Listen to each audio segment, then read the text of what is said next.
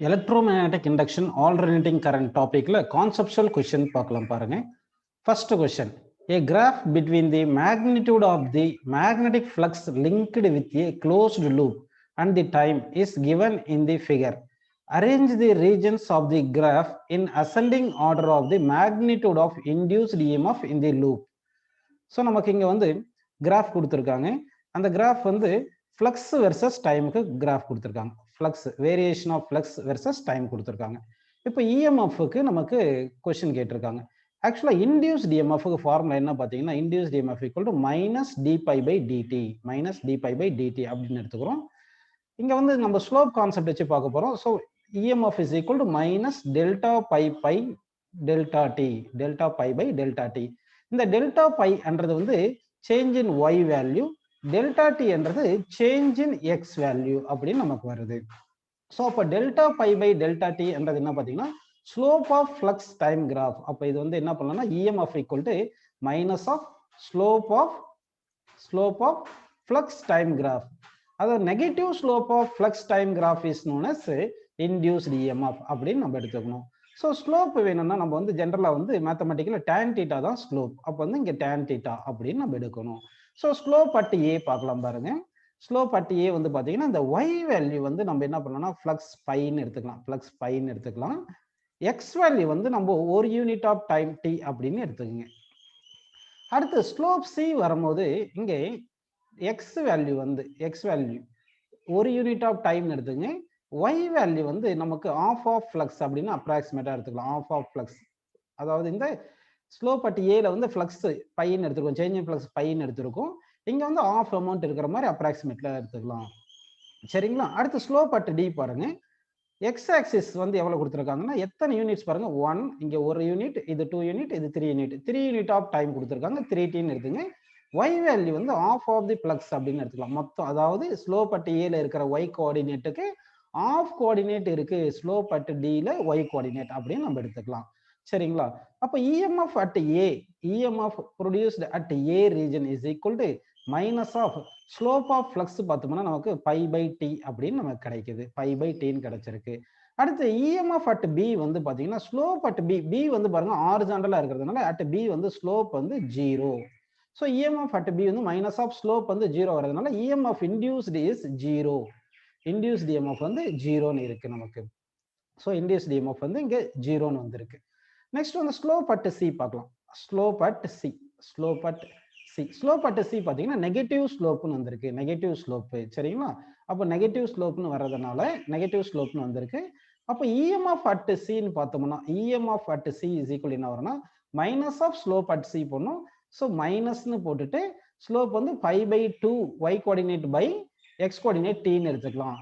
So EMF produced at C வந்து எவ்வளோ வந்திருக்குன்னா 5/2 டி அப்படின்னு வந்திருக்கு, இவ்வளவு இஎம்எஃப் வந்திருக்கு.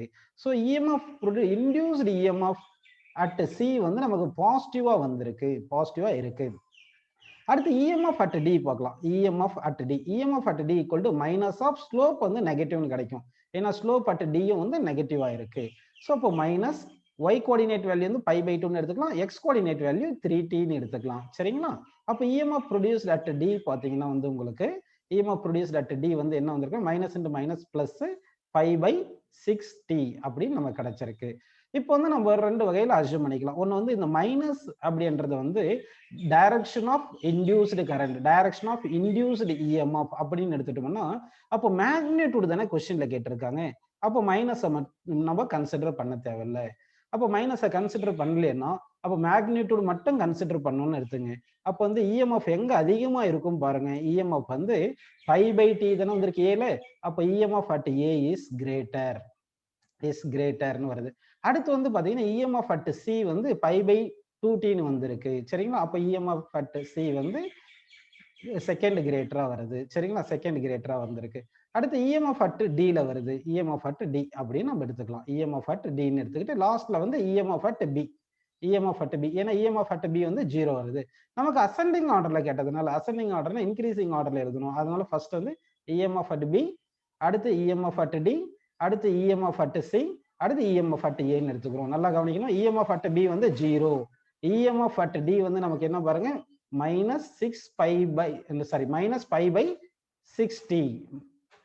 EMF at D வந்து minus of minus plus வந்து pi by 16 வருது. EMF at C என்ன கிடைச்சிருக்கு பாத்தீங்கன்னா வந்து pi by 2t கிடைச்சிருக்கு. EMF at A வந்து நமக்கு minus pi by t ன்னு கிடைச்சிருக்கு. ஆனா வந்து இங்க மேக்னிடியூட் மட்டும் நம்ம அசெண்டிங் ஆர்டர்ல பாக்குறதுனால பாசிட்டிவ் வேல்யூவே எடுத்துக்கிறோம். இந்த மைனஸ் வந்து இஎம்எஃப்ல வர மைனஸ் சைன் வந்து என்ன சொல்லுதுன்னா டைரக்ஷன், அதாவது இன்டியூஸ்டு இஎம்எஃப் எந்த டைரக்ஷன்ல இன்டியூஸ் ஆயிருக்கு சொல்றதுனால மேக்னிடியூட் மட்டும் கேட்கறதுனால நம்ம பாசிட்டிவ் வேல்யூஸ் மட்டும் எடுத்துக்கிறோம். Using Lenz's law, predict the direction of induced current in conducting rings 1 and 2 when current in the wire is steadily decreasing. இப்போ வந்து இங்க ஒயர் கொடுத்துருக்காங்க பாருங்க. இந்த ஒயர்ல வந்து கரண்ட் வந்து டிக்ரீஸ் ஆயிட்டு இருக்கு. இந்த ஒயர்ல வந்து கரண்ட் டிக்ரீஸ் ஆயிருக்கு. சரிங்களா? கரண்ட் டிக்ரீஸ் ஆகுறதுனால இந்த ஒயர் ப்ரொடியூஸ் பண்ற ஃபீல்டு, அதாவது field around the current carrying conductor வந்து டிக்ரீஸ் ஆயிட்டு இருக்கும். So field produced around the current carrying conductor இருக்கு இல்லையா, இந்த ஸ்ட்ரைட் கரண்ட் கேரிங் ஒயர்னால ஃபீல்டு ப்ரொடியூஸ் ஆயிருக்கும்.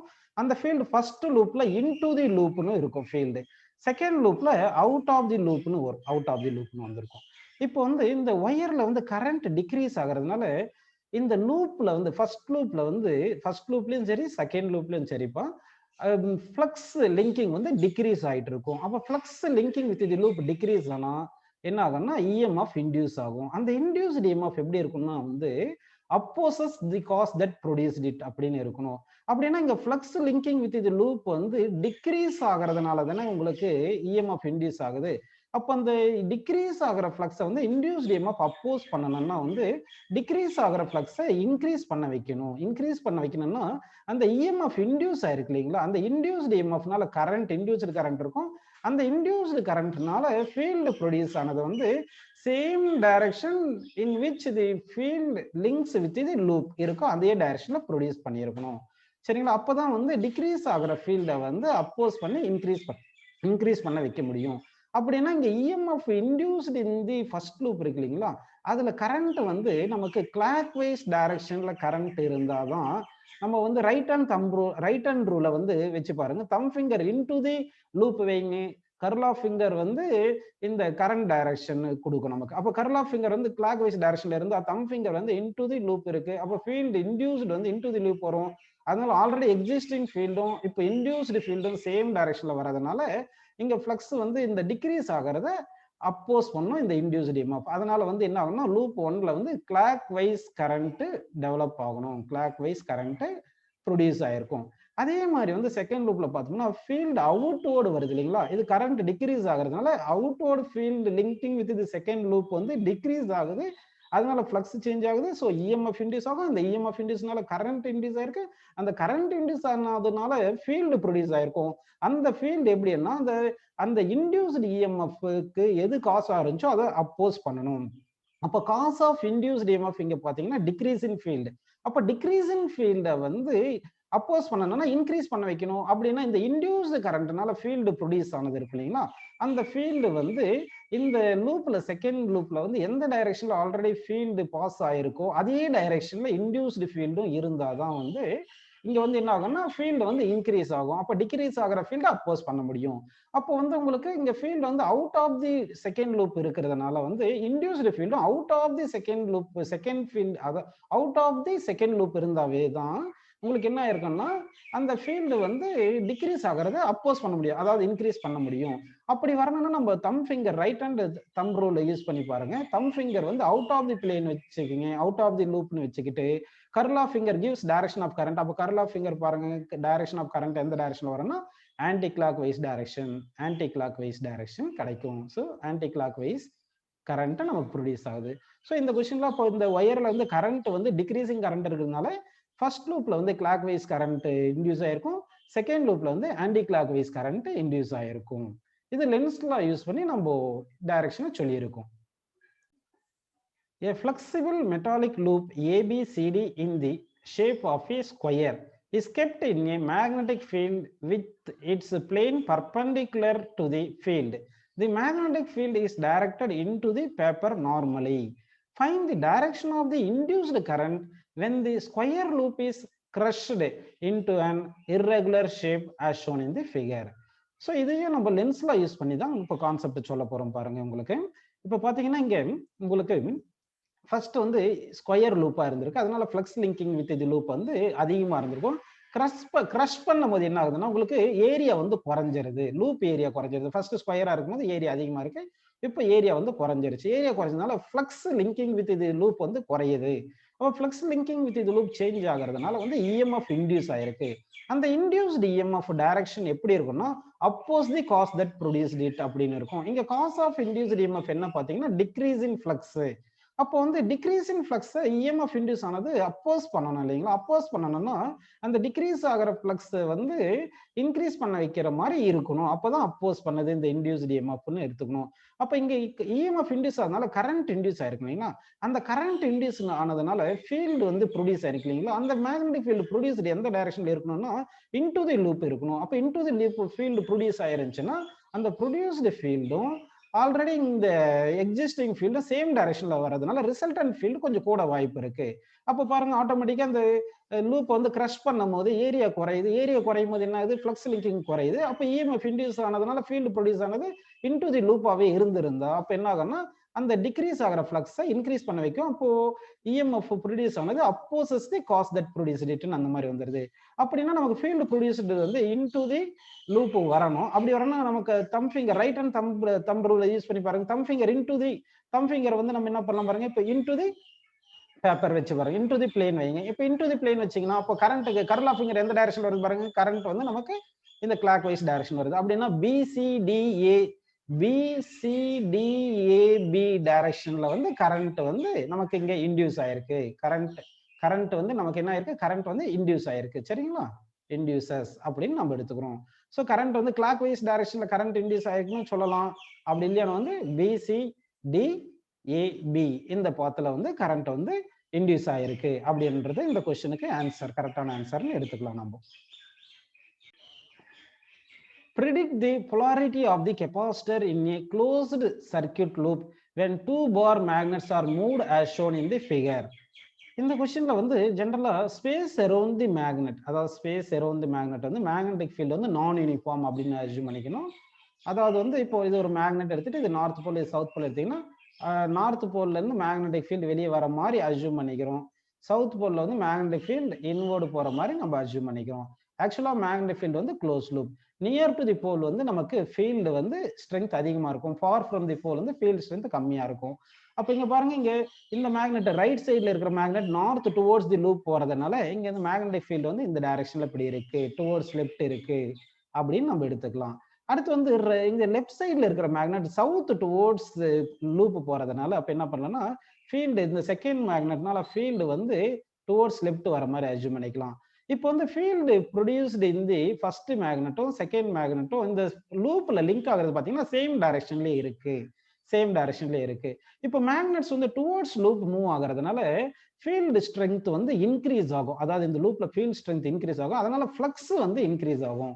ஸோ ஃப்ளக்ஸ் வந்து என்ன ஆகுதுன்னா உங்களுக்கு இன்க்ரீஸ் ஆகுது. ஃப்ளக்ஸ் இன்க்ரீஸ் ஆகுது. இப்போ ஃப்ளக்ஸ் இன்க்ரீஸ் ஆச்சுன்னா என்ன ஆகும்? உங்களுக்கு இஎம்எஃப் இன்டியூஸ் ஆகும். அந்த இன்டியூஸ்டு இஎம்எஃப் வந்து அந்த இன்டியூஸ்டு இஎம்எஃப் என்ன பண்ணணும்னா the direction of induced EMF so as to oppose the cause that produced it. அப்படின்னா இங்க இஎம்எஃப் இன்டியூஸ்டு உடைய டைரக்ஷன் எப்படி இருக்கணும்னா இங்க flux linking with the loop வந்து சேஞ்ச் ஆகுதுல அதை அப்போஸ் பண்ணணும். இங்க flux linking with the loop வந்து இன்க்ரீஸ் தானே ஆகுது. அது இன்க்ரீஸ் ஆகுறத டிக்ரீஸ் பண்ண வைக்கணும். அப்ப இன்க்ரீஸ் ஆகுறது என்ன பண்ண வைக்கணும்? டிக்ரீஸ் பண்ண வைக்கணும். அப்படின்னா இந்த லூப்ல வந்து இஎம்எஃப் இன்டியூஸ் ஆனதுனால கரண்ட் ப்ரொடியூஸ் ஆயிருக்கு இல்லைங்களா? அந்த கரண்ட் ப்ரொடியூஸ் ஆனதுனால ஃபீல்டு ப்ரொடியூஸ் ஆயிருக்கு. அந்த ஃபீல்டு வந்து எப்படி இருக்குன்னா இந்த டைரக்ஷன்ல இருக்கணும் ஃபீல்டு. இப்போ இந்த டைரக்ஷன்ல இருந்துச்சுன்னா ஏன்னா வந்து உங்களுக்கு இந்த மேக்னெட் மூவ் ஆகுறதுனால ஃபீல்டு வந்து பாருங்க டுவோர்ட்ஸ் லெஃப்ட் இன்க்ரீஸ் ஆகுது.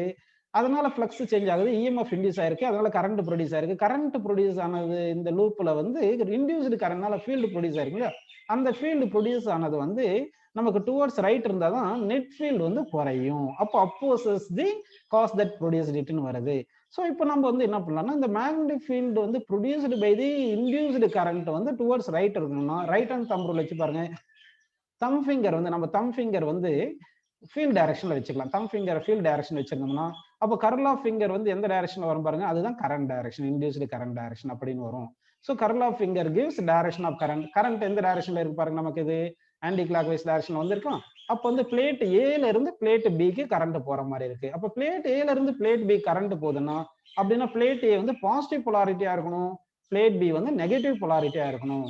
அப்போ வந்து இந்த மேக்னெட்ஸ் வந்து இப்படி மூவ் ஆகும் போது என்ன ஆகுதுன்னா இந்த ரிங்ல வந்து நமக்கு ஃப்ளக்ஸ் சேஞ்ச் ஆகுது, அதனால இஎம்எஃப் இன்டியூஸ் ஆகுது. ஸோ கரண்ட் இருக்கு. அப்போ பிளேட் ஏல இருந்து பிளேட் பி கரண்ட் போற மாதிரி இருக்கிறதுனால பிளேட் ஏ வந்து பாசிட்டிவ் பொலாரிட்டி, பிளேட் பி வந்து நெகட்டிவ் பொலாரிட்டின்னு எடுத்துக்கிறோம். In series LC circuit, the voltage across L and C are 180 degree out of phase. Is it correct explanation? அப்படின்னு கேட்டிருக்காங்க. சரி, ஆக்சுவலா வந்து நமக்கு இண்டக்டரும் கெப்பாசிட்டரும் வந்து சீரீஸ்ல நம்ம எடுத்துக்கிறோம். சரிங்களா? இது இண்டக்டர், இது கெப்பாசிட்டர் எடுத்துக்கலாம்.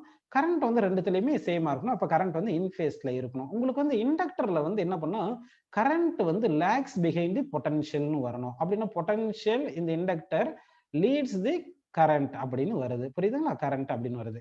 சரி, இதே வந்து கெப்பாசிட்டர் வந்து பாத்தீங்கன்னா கரண்ட் லீட்ஸ் தி பொட்டன்ஷியல் வரணும். அப்போ வந்து கரண்ட் இந்த டைரக்ஷன்ல இருக்கும், பொட்டன்ஷியல் வந்து லாக்ஸ் தி கரண்ட்னு வருது. சரிங்களா? அப்போ வந்து பாத்தீங்கன்னா பொட்டன்ஷியல் அக்ராஸ் இண்டக்டரும் பொட்டன்ஷியல் இந்த கெப்பாசிட்டர் எப்படி இருக்கும் பாத்தீங்கன்னா பொட்டன்ஷியல் இந்த இண்டக்டர் வந்து so potential across the inductor வந்து நமக்கு இந்த டைரக்ஷன்ல இருக்கு எடுத்துப்போம். பொட்டன்ஷியல் அக்ராஸ் தி கெப்பாசிட்டர் இப்படி இந்த டைரக்ஷன்ல இருக்கு அப்படின்னு எடுத்துக்கலாம். அப்போ வந்து face difference between potential across inductor and potential across the capacitor வந்து 180 டிகிரி வந்திருக்கு. சரிங்களா? 180 டிகிரின்னு வந்திருக்கு. இப்போ ஃபேஸ் டிஃபரன்ஸ் வந்து 0 இருந்தா இன் ஃபேஸ்ன்னு சொல்லுவோம். ஃபேஸ் டிகிரி வந்து 180 டிகிரி இருந்துச்சுன்னா அவுட் ஆஃப் ஃபேஸ்ன்னு சொல்லுவோம்.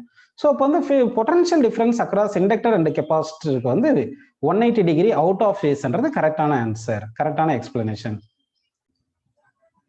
When does power factor of a series RLC circuit become maximum?